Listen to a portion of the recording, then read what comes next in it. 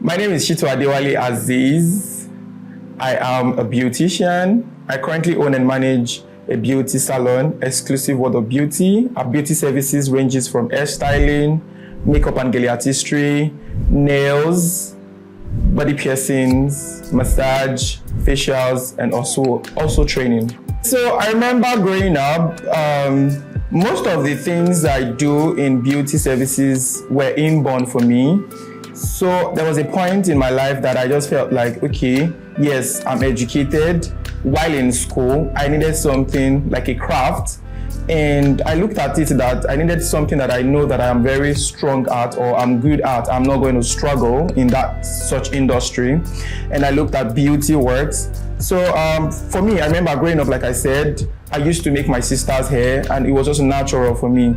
At that point, I knew it that I was going to, go into something that has to do with hairstyling. It was when I started, the proper training, because yes, I know how to do all of these things naturally, but I did not have like a professional touch of all of these things. So I enrolled in a particular salon for a professional training, so I could get a professional training as regards the hairstyling. So it was there that I had opened my eyes into other beauty services like makeup, body piercings, nails, and then the list goes on and on. Yeah, so I can just say basically it was just because I already had like the inborn abilities and I just decided that, okay, yes, I need to, bring it all out. And that was when I had to go to a professional training, to get myself trained in that beauty services. As soon as I got my training certificate, I just went into the beauty work proper. Yeah. I mean, I didn't just want to struggle in the labor market. I can say that the fact that I had this talent or gift as inborn abilities for me, that alone was like the edge that I needed to be able to fit into the beauty industry. I mean, I did not even have to struggle during my training. I remember so many of my fellow apprentices during our training, they had to start training them or teaching them or explaining to them or showing them how to braid. I mean, how to weave and how to do all of those things. But then they were inborn abilities for me. Like naturally, I know how to do all of these things. As technical as Gele Artistry can be, for me, it was just natural. I know how to just style Gele without like a proper person training me or teaching me. All I went to do to train for makeup was just makeup artistry. But for Gele, I just had the inborn abilities like naturally for myself. So the fact that I had all of these abilities inborn with me made it very easy for me to fit into the beauty industry. Especially the fact that now I'm of the opposite gender. I mean, the beauty service is more of a female gender type of work, but I can tell that in this century now, there is no work that is gender-based. I mean, anybody can fit into any part of work in as much as you are good in your work. Of course, you have nothing that is stopping you or pulling you back. Plot twist, a lot of females would even prefer the male to actually, work on them as their stylist, right? And that's because they believe that whatever would have made such person as a male to learn that artistry or that profession means that the person will be very, very good in it. And of course, the person would deliver 100. And so that alone actually, gave me a very good ground, to place my foot in the industry as well. I was able to define my brand voice by, first off, listing services that I know that I can, provide to my client. And of course, these services would come easier for me. Like I won't have to struggle. The beauty industry is really wide and there's a whole lot of beauty services involved. I can say that out of 100%, I can stand my ground and say, okay, at least to some extent, like 80%, I can service people in all of those fields. But then I made a list of my strengths first. And like I said, I started with hairstyling before. The very first training I went for was hairstyling. I needed a professional touch as to style people. So at a point in time, I looked at it that there was a bit of demand in makeup artistry. And I did not know how to do makeup before, but I knew how to style Gele naturally. So I felt like I needed something to blend into my Gele, which was the makeup. So because of the demand in the market for makeup artists and all of those things. And I felt like they were all in line. I mean, all of these things were beauty services. At the end of the day, beauty is about modification, right?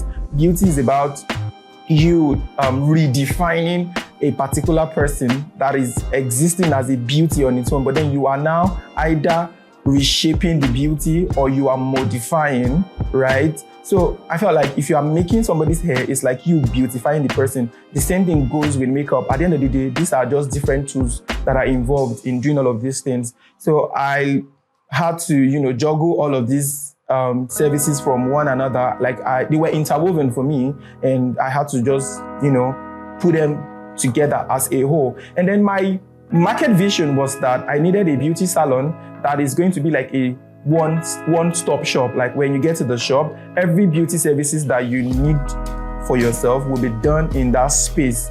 I might not eventually be the one to, put the whole services onto you, but then at the end of the day, I have, insights as to all of these beauty services as well.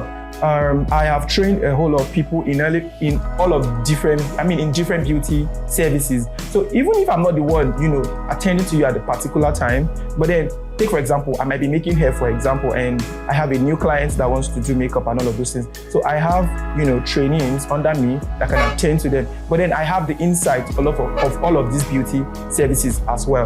So the fact that all of the beauty services were interwoven, I was able to juggle all of them together. My first client, okay, I can say that my first client was my mom. After my sister, primary school, trying to, my sister, birthed like the inborn ability that I had. I stopped, working on her because she was growing up and she needed like a professional person to style her hair and all of those things. But our moms, like they don't look at things like that. Like they don't give attention to, details and all of those things. In as much as they are good, and that's just it. So my mom was like my first clientele for me. While I was under training, whatever it is that I learn new, I come back home, I sit her down, I do the service on her, and I make a records of all of those things, take pictures and all of those things. And from there, I was developing myself, knowing and unknowingly, I was developing myself. The very first space was when I left the shores of Nigeria. I traveled to Ghana to work as a stylist. So I can say Nail Garden in Accra, Ghana was like my very first space that, I attended to clients. My first work tool, well, that was my pedicure bowl. Yes, it was very easy for me to, I don't have like a standard salon for myself, so I cannot have set up like a dryer and all of those, makeup box, makeup gadget and all of those things, lights and all of those. So my pedicure bowl was very handy for me, and it was like my very first tool to work on. Yes. Most of my clients used to give me like a mood board to work on before appointment. And from there, we have like either a voice call or a text to, talk about the type of service I need to render to such a client. I look at my client, take for example, if it's hairstyling and my client is demanding for braids, I would need to be sure that my client has so much of front hair that are good for such type of hairstyle. Or let me even talk more of a practical one, cornrows, Ghana weaving. For you to do Ghana weaving, you need to have front hair. So that your hair eventually, they don't cut off, while having that type of hairstyle. So if you are a client that you don't have front hair, automatically, it means that that particular hairstyle is a no for you. And perhaps you don't have an idea of the effect of such hairstyle. I should be the one to, explain to you and, advise you on the type of protective hairstyle that is best or suitable for your type of hair texture or your type of hair in general. For every works that I do with my clients, whatever model they give to me to work on, whatever mood board, if it's something that is not going to be nice on them, I make them understand, I explain to them, I give them a new vision as to what would suit their face or what would suit them or what would suit their personality. Take, for example, the makeup you want to take for an Owambe party is not the same makeup you want to take for a corporate, job, or you have a corporate shoot, and if you are the type that you are wanting a type of makeup that needs glitters and all of those blings, and your shoot is for a corporate job, I should be able to make you understand that is actually a wrong type of look for yourself. So yeah, let's understand what beautification is. It is just you enhancing an existing beauty. I want to believe everybody's beautiful in their own self.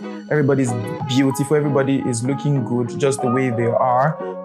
Like God said, like everything He made was, perfect. So the fact that you are enhancing your beauty does not make you ugly.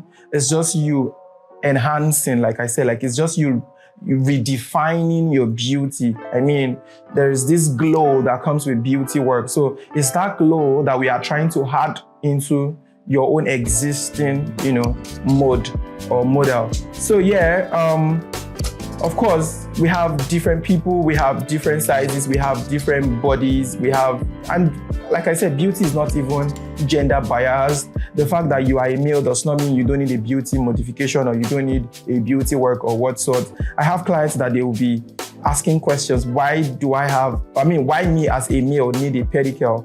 I mean, pedicure is removal of, cuticles and cones and all of those things away from your feet. Basically, it's to make your feet as clean as anyone would want it to be. So why shouldn't I, want to look clean? So beauty has no gender, beauty has no size. Anybody can get any beauty whatsoever for him or herself. But then at the end of the day, while beautifying your said client or model, there's always a balance. Like you don't do too much. You make sure that whatever it is that you are doing is going to suit the person's personality.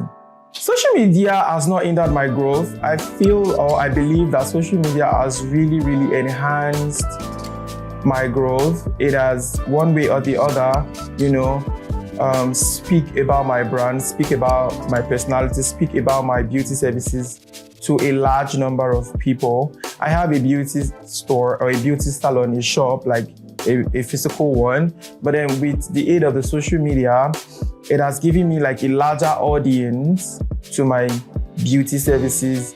I know that I create content a whole lot with most of my beauty services. So with the aid of the social media, most of my beauty services, they get to be on the trend table. Sometimes, they go viral. And from there, it's either I get critics from my works so I can get better, or I get potential clients as regards that type of beauty services. And some people now make inquiries, oh, do you do this? Do you do that as well too? And from there too, of course, I get more like an evangelism of my work. Yeah, so social media has really enhanced my work so much. Well, at the end of the day, we have come to find ourselves in a world that is not, static. The market is not a market that, you can predict what the market value for a particular product is going to be. But thank God for creatives out there that for every product, for every beauty need, there's always someone out there, creating that need. And I mean, so the fact that we have so much of products, take for example, like makeup, we have a lot of makeup products, we have Nigerian products, we have international products. So I mean, whatever works for you, you'll be able to source for them at the end of the day. The same thing goes with hair as well. We have different type of extensions. We have lush, we have darling, we have expression. And at the end of the day, all of these type of, extensions, they all do the same work. You just have to know the one that is like the one you are so used to. Take for example, if I want to make braids, I would prefer I use a lush extension. This is not like an ad now, I'm just saying. And if I want to make cornrows, Ghana weavings, American weavings and all of those things, I would prefer I use expression. So preferences are on our product as well. So whatever works for you. The same thing goes with makeup product and all of those things. Yeah, so, and like I said, the market is not static. Whatever price you get today, you might not get it tomorrow. So before I give a client a particular service charge, I make sure that I, checkmate every of the products that I'll be using, and of course, I get back to my client, give a feedback, so we can have like a balanced mode of transaction. If I need to buy a product, yes, I go to Idomota. That's where there's a section for beauty products. Yeah, so whatever beauty product I need to get, whether in makeup, whether in pedicure, whether in nails, whether in hair, whether in body piercing, they are all on the island. Yes. I mean, the fact that entrepreneurship is a long spelling means that there's a whole lot in it. Because, it's been 4 years as an entrepreneur. It's been 4 years as a brand owner. I'm proud of myself. It's not been easy. One of the struggle I can tell is the fact that because I have a physical shop, there is a struggle. There's this management struggle. Your tools, your working tools, the space, you have to rebrand. You have to put in a lot of things. The world is evolving. You cannot just remain static. There is this new thing everybody's using. You just have to fit into it and get it into your own, space as well too. And all of these things, they are capital intensive, right? They are financially draining sometimes. So management is one of the struggles that I know that I encounter a whole lot, like my behind the scene as an entrepreneur. Management struggle, you having to put your physical shop almost in shape every day. One thing gets damaged, you have to replace.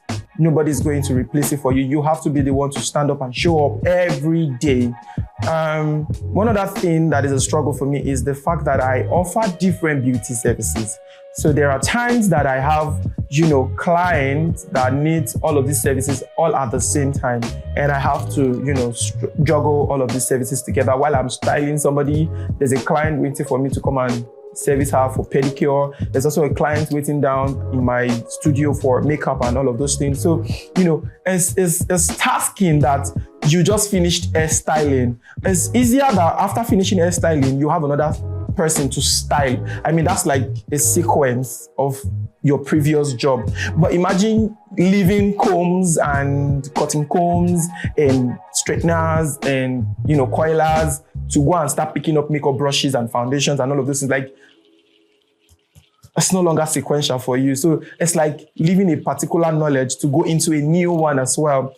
But at the end of the day, it's what I signed in for. So yeah, I try to maneuver myself. Yeah, so these are the struggles. The labor market, demands and service needs of clients.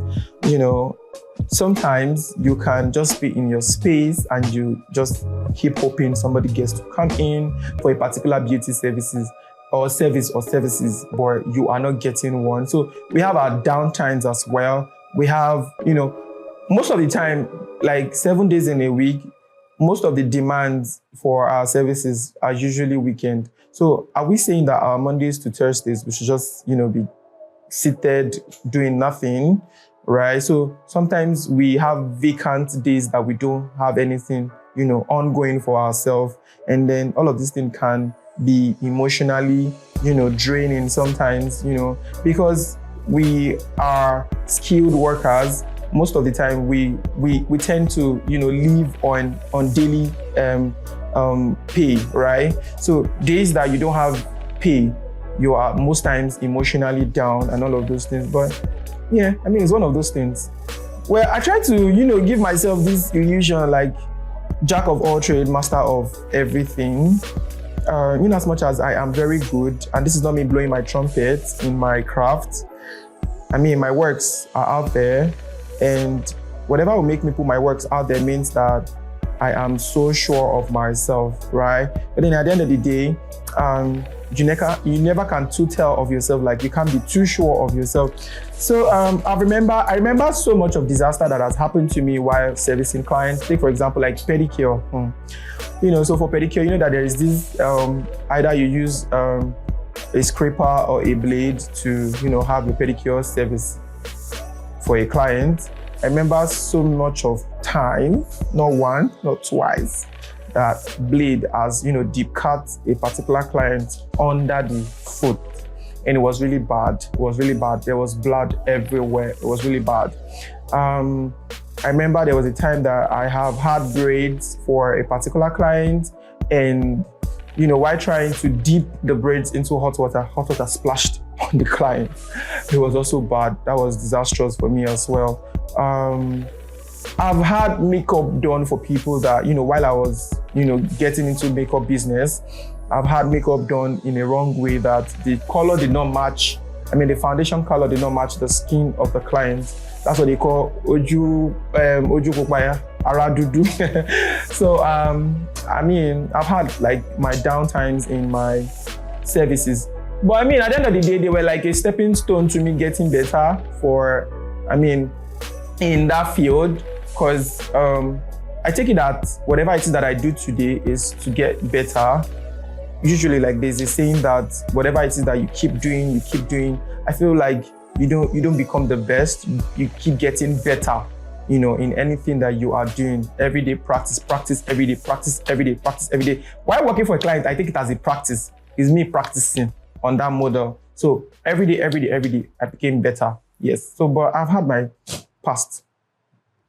I need to cover my eyes now. Yeah. Okay, thank God for the internet we are in today. Thank God for how vast the internet has really, evolved in our day-to-day activities.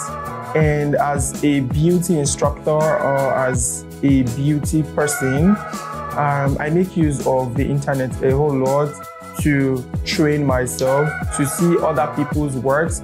Sometimes you can't just, stay on your own knowledge, right?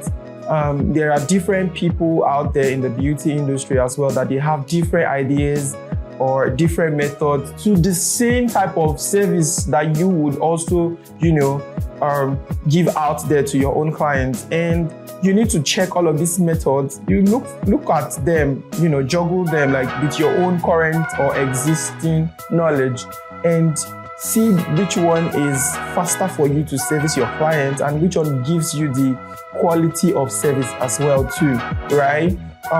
So yes, I use the internet a whole lot. Take for example, tools like Google, YouTube to watch videos, to see other creatives out there, how they work, how they service their clients, what new method is out there. Because, when you train yourself like under a particular person, that person is just going to induce in you our own or his own knowledge, right?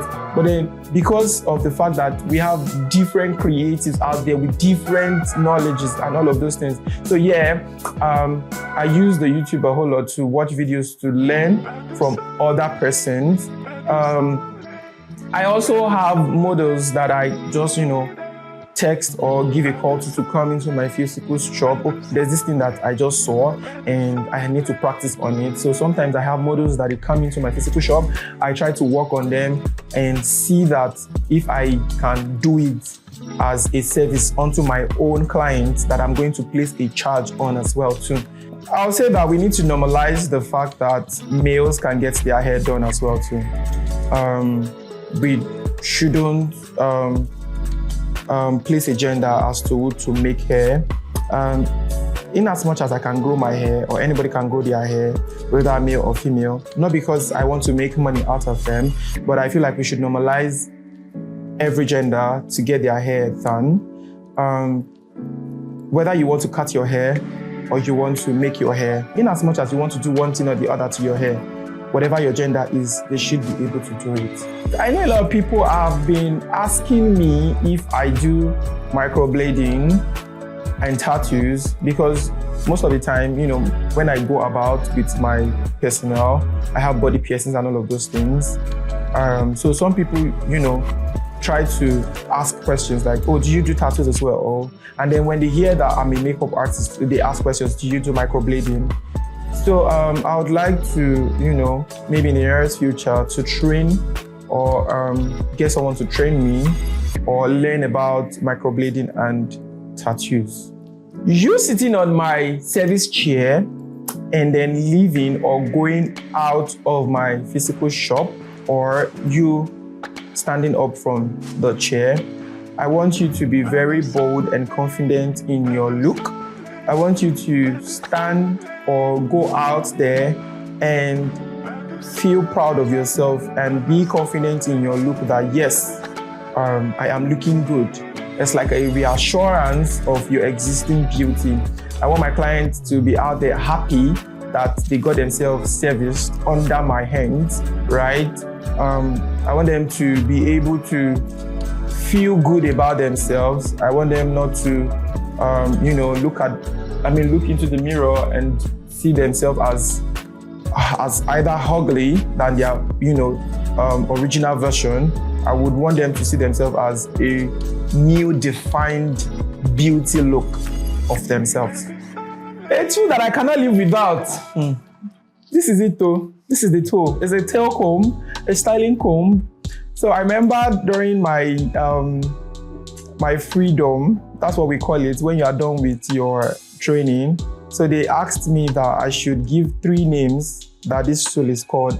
I said number 1 is a styling comb, is a tail comb, and I said it's emioga.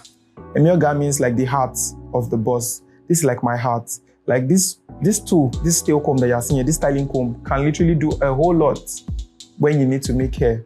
Like if you have just this one, you'll be able to do anything whatsoever in hair styling. Yeah, so this is the only tool I know I cannot do without. That's really underrated. The aspect of you trying to communicate with your client, trying to convince your client, telling them what is best suitable for their look, is really a skill that is really underrated. I feel like a lot of people or beauticians out there need to actually embed into themselves this communication skill. Like they need to be grounded, they need to be very good, they need to have like a good communication skill so that they'll be able to talk through with their clients for every beauty process they need to get done for themselves. I don't like it. Yes, I know I love piercings a whole lot, but I don't like tongue piercings. Why? Why is because, for everybody that I have had that piercing done for, automatically gets to have like a new tone of talking, which sometimes can be irritating to me. My opinion, I'm so sorry. So I don't know.